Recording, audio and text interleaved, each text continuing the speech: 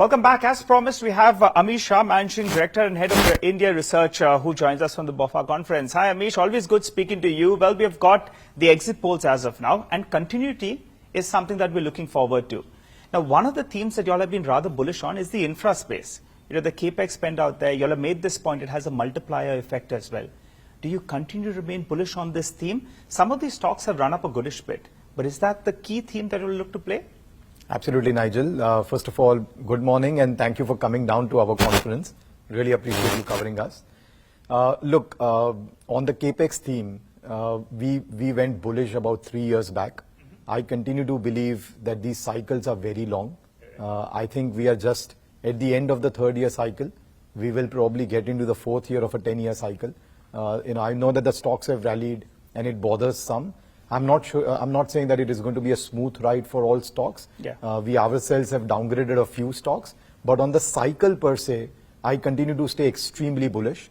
I think there are a lot of sunrise sectors in India on which India has not even started capex yet. Okay. But over the next, call it 3-5 years, these are going to become or very big themes. You know, so call it data centers, semiconductors, biofuels, green hydrogen.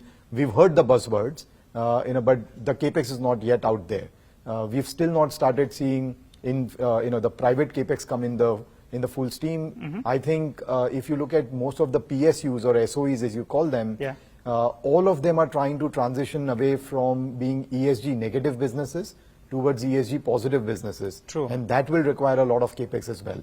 So when you add it up all together with the government definitely spending money on capex, they are trying to repurpose it away from subsidies into productive infrastructure spending, the multiplier effect that you spoke about. Yes. With the return of private capex, PSU capex, some of the sunrise sectors, and now some of the international opportunities are picking up as well. On the call it the Make in India theme, China Plus One. Right. Put it all together, I think there are plenty of legs for the cycle to continue. A bit of a Goldilocks scenario playing out for India, right, as of now, because growth is good, inflation is rather tame. So that's good news. And as you mentioned, in terms of this capex cycle and the investment out there, maybe we are in year 3 or 4 out of the 10-year cycle. So that's good news. But you briefly spoke about PSUs as well. And that's been the flag bearer of the last 5 years or so. But some of these valuations, either they're trading at, at 5-year averages, or some of them at a sharp premium as well. How do you approach that theme? Because that's been the pocket of the market which has made plenty of money for investors. So Nigel, it's always going to be a bottom-up approach. I would not say that everything PSU is good or bad. But broadly speaking, let's say, PSU within the financial space, within the defense space, and within the railway space are something where we are still very bullish on. Okay. But at the same time, PSUs, let's say within steel, within power utilities are where we think valuations have run ahead, and maybe there is a need for correction before, the themes are for real. Even within the power sector, we think India will need a lot of power capex. But I think the stocks have run ahead of delivery. Execution may falter. Okay. We may see correction, and then maybe is a good time to get in those. All right, interesting. So banks, railways and defense, pockets are still where, things which have good potential from there. And as you're mentioning, it's not going to be a one line, a straight line out there.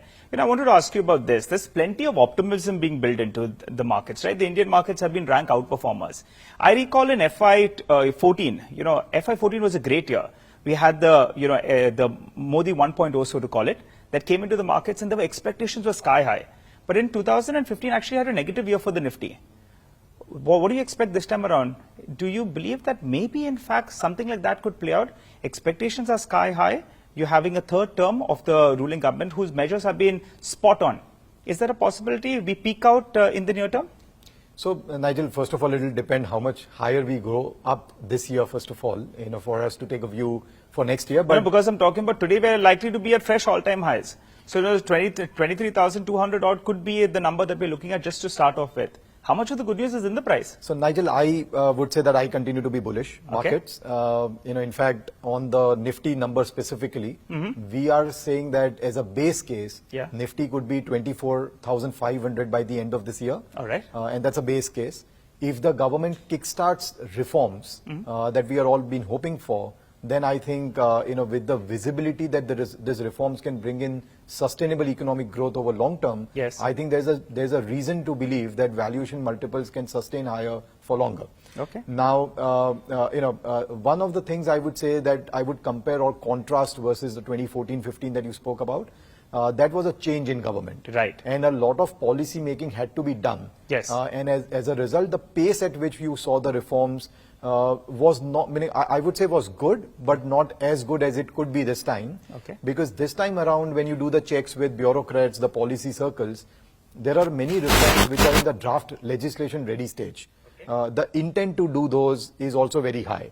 So if you do get a political continuity, and which is a very big if, we will figure it out next tomorrow. Yeah. But if you do get that continuity with the mandate that the exit polls are forecasting, I think the pace at which you can now do the policy making can be much rapid. Okay. And that I would argue could actually help markets do very well. Very important point. 24,000 by the end of this year. So you believe there is still some more upside despite the big move that we're seeing. What about consumption?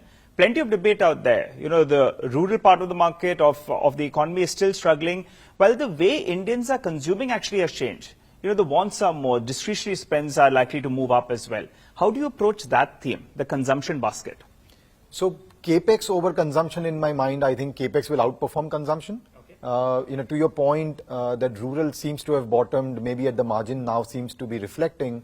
I agree that, some of these, call it staples, discretionary, they might have a little bit of a pop right now.